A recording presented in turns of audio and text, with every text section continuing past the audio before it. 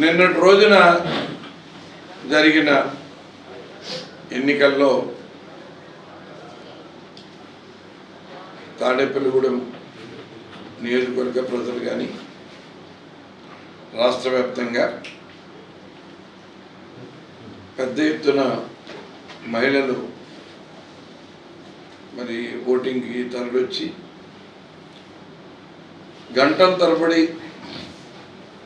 అక్కడ ఓటింగ్ మరి అక్కడ ఉన్న మన సిస్టమ్ ప్రకారం ఈవీఎంలో కొంచెం లేట్ అవ్వడం కూడా కొంత టైం తీసుకోవడం ద్వారా లేట్ అయినా కూడా ఎక్కడ ఏ రకమైన కొన్ని ఇబ్బందులు పడినా కూడా అందరూ ఓటు వేసి వెళ్దామన్న ఆలోచనతో గంటల తరబడి నిలబడి 2 గంటలు, 1 గంట 2 గంటలు నిలబడి ఓటేశారు.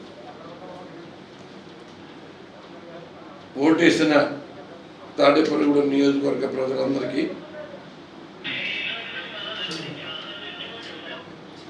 వైఎస్ఆర్ కాంగ్రెస్ పార్టీ ప్రతి పోలింగ్ బూత్ దగ్గర ఎంతో డిటర్మినేషన్ తోటి, చిత్తశుద్ధితోటి వైఎస్ఆర్ కాంగ్రెస్ పార్టీని గెలిపించాలన్న తపనతో పనిచేసిన నాయకుడికి, కార్యకర్తలకి, నియోజకవర్గ ప్రజలందరికీ నా హృదయపూర్వకమైన కృతజ్ఞతలు తెలియజేసుకుంటాను. ఎందుకంటే ప్రజలు ఎవరికి ఓటు వేయాలనుకున్నారో నిర్ణయించుకుని వచ్చి ఎంత లేట్ అయినా కూడా వారి వరుస వచ్చే వరకు, వారి టర్న్ వచ్చే వరకు కూడా వేచి ఉన్నారు. అలాగే ఆ పోలింగ్ బూత్ దగ్గర పార్టీ నిర్వాహకులు కానీ, కార్యకర్తలు కానీ ప్రజల్ని వాళ్ళని అలర్ట్ చేసి పోలింగ్ స్టేషన్ దగ్గరికి తీసుకురావడానికి ఇంటికి వెళ్ళి అమ్మా మీరు టైం అవుతుందని చెప్పి వాడు వచ్చేలాగా చేసిన కార్యక్రమం ద్వారా చాలా పెద్ద ఎత్తున ప్రజలందరూ ఓటింగ్ రావడం జరిగింది. వారందరికీ కూడా నా ధన్యవాదాలు తెలియజేస్తాను.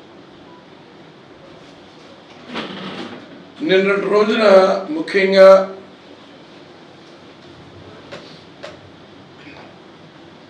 ఓటింగ్ సరళ చూసినా, ఏ పోలింగ్ బూత్ దగ్గరికి వెళ్ళినా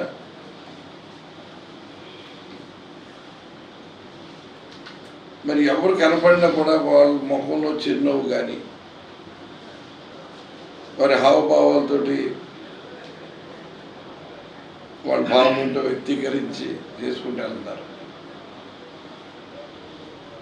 ప్రజలందరూ చాలా సంతృప్తికరంగా జగన్మోహన్ రెడ్డి గారి పరిపాలన పట్ల కానీ, ఎస్పెషల్లీ తాడేపల్లిగూడెంలో ఎవరు గెలవాలో, ఎవరు గెలిస్తే వారి కుటుంబానికి మేలు జరుగుద్దో, ఈ సమాజానికి మేలు జరుగుద్దో అన్నది స్టేట్ అంతా ఒక రకమైన అభిప్రాయంతో ఉన్న తాడేపల్లిగూడెం నియోజకవర్గ ప్రజలు మాత్రం ఖచ్చితంగా ఇక్కడ శాంతి భద్రతలో నిలబడాలంటే ఎవరికి వేయాలన్న దాని మీద వాళ్ళు చాలా గమ్మనంగా వాళ్ళ అభిప్రాయంతో వచ్చిన విధానం కనపడతారు. ఇక్కడ మన ప్రత్యర్థులు కూటమి తరఫున పోటీ చేసిన అభ్యర్థి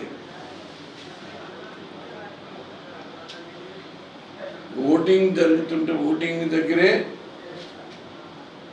కిరాయి రౌడీల్ని, కిరాయి గుండాల్ని బయట నుంచి కూడా తీసుకొచ్చి వాళ్ళకి అన్ని రకాలుగా మందు పోయించి, కొంతమంది లోకల్ రౌడీల్ని వాళ్ళ దగ్గర వాటర్ స్లిప్ పెట్టుకుని బూత్ దగ్గరే ఉంటాం, ఆ వాటర్ స్లిప్ ఓటేయడానికి వచ్చానని చూపించటం, అక్కడ కొంతమంది కొన్ని చోట్ల ఏదో కొద్దిగా దౌర్జన్యం చేసే ప్రయత్నం చేయటం, ఇవన్నీ కూడా ప్రజలు గమనిస్తూ ఉన్నారు. ఎవరైనా మన బీజేపీకి సంబంధించిన ఒక లీడర్ చెప్తున్నట్టు ఏదో మొత్తం ఈ తాడేపల్లిగూడెంలో నియోజకవర్గంలో అసెంబ్లీ నియోజకవర్గం ఏదలా ఉన్నా ఏదైనా దాంతో సంబంధం లేకుండా బీజేపీ అభ్యర్థికి మోడీని చూసి ఓట్లు పడిపోయినాయని ఆయన సెల్ఫ్ ఆయన కూడా చెప్తా ఉన్నాడు. సరే, నిన్న ఒక బూత్ దగ్గర ఈ కిరాయి జనం ఉన్నారు కదా, వాళ్ళందరూ పోలింగ్ స్లిప్ చూపించి అక్కడ దౌర్జన్యం పడినప్పుడు నేను అక్కడికి వెళ్ళడం జరిగింది. వెళ్ళిన తర్వాత అప్పుడు ప్రజలందరూ వెళ్ళి దౌర్జన్యానికి ఏ రకంగా అన్నది వాళ్ళ ఆందోళన ఉన్నట్టున్నారు. నేను వెళ్ళేటప్పటికి కొంత రిలీఫ్ ఫీల్ అయ్యాను. అది చాలా స్పష్టంగా తెలిసింది. కానీ నేనున్న తర్వాత అక్కడ ఉన్న పరిస్థితి చూసి ఈ ముఠా ఈ గ్యాంగ్ అంతా కనుక లోపల ఈ గందరగోళం చేస్తారని సరే రిటర్నింగ్ ఆఫీసర్ ఫోన్ చేసి ముందు ఇక్కడ ఉన్న వాళ్ళందరూ క్లియర్ చేయమని చెప్పాను. ఆ వచ్చిన వాళ్ళందరూ ఏదో ఓటింగ్ స్లిప్ చూస్తే నేను వాళ్ళు చెప్పాను ఓటింగ్ స్లిప్ ఉంటే వెళ్ళి లైన్లో నుంచోమని చెప్పాను, ఇక్కడ కాదు అని చెప్తే మొత్తం పోలీసులు అందరూ బయటకు తీసుకెళ్ళి వాళ్ళందరినీ ఓట్ స్లిప్ ఉన్న వాళ్ళని లైన్లో పెట్టారు, మిగతా వాళ్ళందరూ బయటకు పంపించారు. అంటే రౌడీజం చేయడానికి అలవాటు పడిపోయినాడు. లేకపోతే రేపు రాబోయే కాలంలో మనకు మాకు ఓటేస్తే మేమేం చేస్తాము అన్నది వాళ్ళే ఓటర్లకు చెప్పేసినట్టుగా ఓటర్ ఫీల్ అవుతారు. వీళ్ళు వస్తే చేసే పని ఏంటంటే ఇలాంటి రౌడీజాన్ని కుర్రోళ్ళందరినీ ఎంకరేజ్ చేసి వీళ్ళ ద్వారా అరాచకం సృష్టించి అంటే మమ్మల్ని ఇబ్బంది పెట్టే పరిస్థితికి తీసుకొస్తారనమాట. రేపు పొద్దున్న వస్తే వీళ్ళే ప్యాకార్డ్ క్లబ్బులు పెట్టి దాని కోటి పనిచేసి ప్రజలు ఇబ్బంది పెడతారన్నమాట అన్నది అక్కడ వాళ్ళందరూ అనుకుంటున్నారు. నేనేది ఇప్పుడు అంటున్నారు చూసారని చదవడం ఏంటి జనం ఏంటండి ఈ మొట్టారు ఏంటండి ఈ గెడ్డారు ఉన్నవాళ్ళు ఎవరైనా ఎక్కడి నుంచి వచ్చారని అందరూ ఒకే రకంగా ఉన్నారు. గెడ్డారు తోటి ఎవరండి వీళ్ళందరూ అడుగుతూ అక్కడ ఉన్న మహిళలు అడుగుతూ అన్నారు. అంటే ప్రజలు ఎంత సున్నితంగా సూక్ష్మంగా గ్రహిస్తారన్నది మనం ఇక్కడ అర్థం చేసుకోవాలి. అంటే ఈ బాపతి జనాన్ని అందరినీ పూజ చేసి రేపొద్దున జనసేన వస్తే వీళ్ళందరూ పెద్ద ఈ చోట రౌడీలు అయిపోతారు అన్నది చెప్పడానికి వాళ్ళందరినీ సమాయత్తం చేసి ఈ ఒకే సైజు ఒకే కట్టారు ఒకే రకమైన జీన్స్ ప్యాంట్లు ఈ రకమైన వాతావరణాన్ని ఏర్పాటు చేశారు. అందుకే నేను కొన్ని పోలింగ్ స్టేషన్లో కొంచెం ఎక్కువ సమయం కేటాయించాల్సి వచ్చింది. ఎందుకంటే నేను అక్కడ ఉన్నానంటే అక్కడ ఉన్న ప్రజలకి ఒక ధైర్యం. కుడిచేతన్ గారు వచ్చారంటే వీళ్ళందరూ పలాయనం చేయవలసిందే, వీళ్ళకి వీళ్ళ దగ్గర మనకి వీళ్ళ సైడ్ నుంచి మనకు న్యూసెన్స్ ఉంటుందనే ఒక భావన వాళ్ళకి ఉంటుంది, ఒక నమ్మకం ఉంది. దాంతో వెళ్ళిన తర్వాత కొంచెం రిలీఫ్ ఫీల్ అవ్వడం చూసిన తర్వాత ఎక్కడికక్కడ డిపార్ట్మెంట్ ఉండమని ఎవరందరూ అక్కడ ఉన్న వాళ్ళందరూ క్లీన్ చేయమంటే అక్కడ వాళ్ళు ఉండమంటే పంపించామంటే దాని అర్థం మా మనుషులు ఉండమని ఏం కాదు. వాళ్ళతో కూడా మీరు కూడా వెళ్ళిపోండి, బయటకు వెళ్ళిపోండి. ఓట్లు వేసే వాళ్ళు లైన్లో ఉన్నారు, టైం కూడా అయిపోతుంది. టైం అయిపోయిన తర్వాత టోకెన్ ఇచ్చిన తర్వాత ఎవరు ఓటు వాళ్ళు వేస్తారు అన్నది ఎక్కడికక్కడ చాలా క్లియర్ కట్గా చెప్పారు. 4-5 చోట్ల వీళ్ళు దౌర్జన్యం చేసే ప్రయత్నం చేశారు. వాళ్ళ సరిగ్గా దౌర్జన్యం చేసే టైంకి లక్కీగా నేను అక్కడికి వెళ్ళడం జరిగింది. వెళ్ళిన తర్వాత వాళ్ళు తోక ముడిసి ఇంకా దౌర్జన్యం చేసే పరిస్థితి లేకుండా ఒక రకంగా వాళ్ళు ఎంత దౌర్జన్యం చేసి ప్రజల్ని ఏదో వాళ్ళ మీద ఏదో ఆధిపత్యం సంపాదించి బలవంతంగా ఓట్లు వేయించుకుందారని ప్రయత్నం చేసినా ప్రజలు ఎక్కడ ఏ రకంగా తడబాటు ఎక్కడ గురి అవ్వాలి. ఎన్నాళ్ళుగా వాళ్ళని చూసిన వెంటనే అర్థమయ్యేది ఏంటంటే కొంచెం ప్రజలు ముందే డిసైడ్ అయ్యి వచ్చినట్టుగా కనిపించింది. దాంట్లో ఎవరో నేను ఇందాక మాట్లాడిన దాంట్లో ధర్మానికి అధర్మానికి మధ్య జరుగుతున్న యుద్ధం అని ఆ వ్యక్తి నోటి అంటే ఒక మంచి మాట వచ్చింది. దాంతో నేను పూర్తిగా ఏకీభవిస్తున్నాను. ఇది నిజంగా ధర్మానికి అధర్మానికి మధ్య జరుగుతున్న ఎలక్షన్. ఇది పాండవులకి కౌరవులకి మధ్య జరిగిన మహాభారత యుద్ధం లాంటిది ఎలక్షన్. ఇది మీరే చెప్తున్నారు మా వెనకాల ఒక కారు కూడా రావట్లేదు, 2 కార్లు కూడా రావట్లేదని.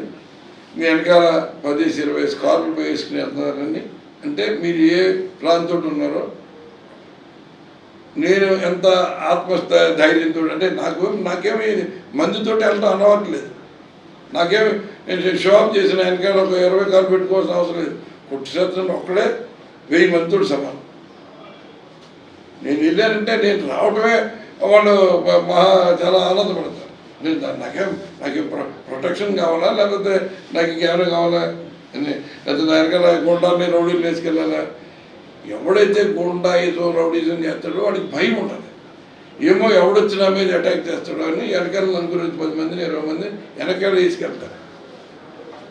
నాకు అటువంటిది నా 30 ఏళ్ళ జీవితంలో, రాజకీయ జీవితంలో ఎప్పుడూ అటువంటి పరిస్థితి లేదు. ఎప్పుడూ నా పాలసీ ఒకటే, నేను రౌడీజానికి ఎగ్నెస్ట్, గుండాయిజానికి ఎగ్నెస్ట్. నేను ఉన్నంతకాలం ఈ రౌడీజం గుండాయిజం జరగడానికి నేను ఒప్పుకోను. ఎవడు రౌడీజం చేసినా వాడు కొమ్ములు తీసేశాను, వాడు కొంకులు కొట్టేశాను, తొక్కి పట్టించాను. అలాగే ఇప్పుడు కూడా అదే జరుగుతుంది. పరిపాలన కోరుకుంటాను అన్నది రేపు ఎలాగా 4వ తారీఖు డిసైడ్ అయిపోయింది. రాష్ట్ర ముఖ్యమంత్రి గారి ఒక గొప్ప పరిపాలనకి మహిళా లోకం అంతా తరలి వచ్చారు. మళ్ళీ జగన్మోహన్ రెడ్డి గారికి కావాలి. అంటే చంద్రబాబు నాయుడు ఇచ్చిన హామీలు నమ్మి మోసపోవడానికి మళ్ళీ పరిగెత్తుకొచ్చారనుకుంటున్నారు. వీళ్ళు 2014లో చేసిన మోసాన్ని అప్పుడే మర్చిపోయారని ఆలోచనతో ఉన్నారా? కేజీ బంగారం ఇస్తానని చంద్రబాబు నాయుడు చెప్తే ఇచ్చేలా పోరా అని చెప్పే పరిస్థితుల్లో ప్రజలు ఉన్నారు. అంటే ఇతను చెప్పిన మాటలు ఎంత దగాకోలు మాటలో 6 నెలల క్రితం ఏం మాట్లాడాడో, సంవత్సరం క్రితం ఏం మాట్లాడాడో, ఇప్పుడు ఏం మాట్లాడుతున్నారో ప్రజలు గమనిస్తున్నారు. ఆ సంవత్సరం క్రితం ఏమో ప్రజలందరూ సోమరబుద్ధులు చేసేస్తాడు జగన్మోహన్ రెడ్డి అన్నారు. రాష్ట్రం దివాళా తీసే పరిస్థితి వచ్చేసింది అన్నారు. 6 నెలల తర్వాత ఏమో లేదు మేము ప్రిలిమినరీ ఏదో రాజమండ్రిలో మీటింగ్ పెట్టి ప్రిలిమినరీ మేనిఫెస్టో రిలీజ్ చేసామన్నారు. మరి సూపర్ 6 అన్నారు. తర్వాత ఇంకా డెత్ ఓవర్ ఉన్నట్టుగా వీళ్ళు రకరకాల పేర్లు చెప్పారు. ఈ సూపర్ 6కి వీటికి ఏం చెప్పే అబద్ధానికి ఎవరు మళ్ళీ పరిస్థితి లేదు రాష్ట్రంలో.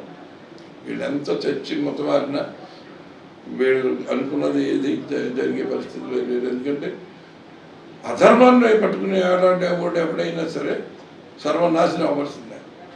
ధర్మాన్ని ఆశ్రయించిన ఎప్పుడు కూడా విజయం సాధిస్తారు. ఇక్కడ జగన్మోహన్ రెడ్డి గారు ధర్మ పదంలో నడిచాడు, ధర్మాన్ని ఆశ్రయించాడు, పేదవాడిని సపోర్ట్ చేశాడు, పెత్తందారులను దూరంగా పెట్టాడు. ఈ పెత్తందారులందరూ కూడా మరి వాళ్ళ ఆదాయం పోతుందన్న దుగ్ధ తపన తప్ప ఏదైతే 59 నెలల్లో 2,70,000 కోట్ల రూపాయలని డైరెక్ట్గా ప్రజలకి పంచిన ఒక మంచి పరిపాలన వదిలేసి ఈ 2,70,000 కోట్లు కొంతమంది పెత్తందారులు అందరూ కలిసి పనిచేసుకున్న వాళ్ళు మీరు బాగా పనిచేసుకున్నారని ప్రజలు ఓటేస్తారు అనుకోవడం అన్నది ఎంత బుద్ధి లేనితనం అన్నది రేపు ప్రజలు చెప్తారు. మీరు దోచేసుకోవడానికి ప్రజలు మీకు సపోర్ట్ చేస్తారని అనుకుంటే ఇంకా మీరు మీ అంత మరి అమాయకులు అనుకోవాలా మరి ఏమనుకోవాలో నాకు తెలియదు. వాళ్ళ ఏ రకంగా అయినా సరే ఒక మంచి మాట, ధర్మానికి అధర్మానికి జరుగుతున్న యుద్ధంలో ధర్మం గెలుస్తుందన్న మాట ఎవరి నోటెంట్ వచ్చిందో అది సత్యం, అది యథార్థంగా ధర్మం గెలుస్తుందని నేను పూర్తి నమ్మకంతో ఉన్నాను. తాడేపల్లి పట్టణ ప్రజలు కూడా, నియోజకవర్గ ప్రజలు కూడా ఇక్కడ ఒక ప్రశాంతమైన వాతావరణాన్నే మేము కొనసాగించడానికి కోరుకుంటున్నాం తప్ప ఈ దుర్మార్గులు వచ్చి ఇప్పటికే విచ్చలవిడిగా ఈ మోటార్ సైకిల్తో సాయంత్రం అయ్యేటప్పటికి వీళ్ళు జనాన్ని వాళ్ళు రెచ్చగొట్టే విధంగా ఎలాగైతే ప్రయత్నం చేస్తున్నారో అటువంటి ప్రయత్నాలన్నీ కూడా మరి మేము ఇప్పటికే ఇలా ఉన్నారు, రేపు పొద్దున వీళ్ళకి ఏదన్నా ఓటేసి గెలిపిస్తే పెట్టడం తాడేపల్లి అని సర్వనాశనం చేసేస్తారు అన్న భయం మాత్రం తాడేపల్లి పట్టణ ప్రజల్లో కనపడుతుంది. దాంతో అందుకని ఇంటి దగ్గర బయలుదేరినప్పుడే ప్రజలు ఏ పార్టీకి ఎవరికి వేసి ఓటు గెలిపించుకోవాలన్నది డిసైడ్ అయ్యొచ్చు. కాబట్టి మంచి రిజల్ట్ వస్తుందన్న ఆశాభావంతో ఉన్నాను నేను. భగవంతుడు కూడా ధర్మాన్ని రక్షించడం కోసం మంచి ధర్మపక్షాన్ని విజయం ప్రసాదిస్తాడని కూడా నేను నమ్ముతున్నాను. కంఫర్టబుల్గా గెలుస్తానని నమ్మకం నాకు సంపూర్ణంగా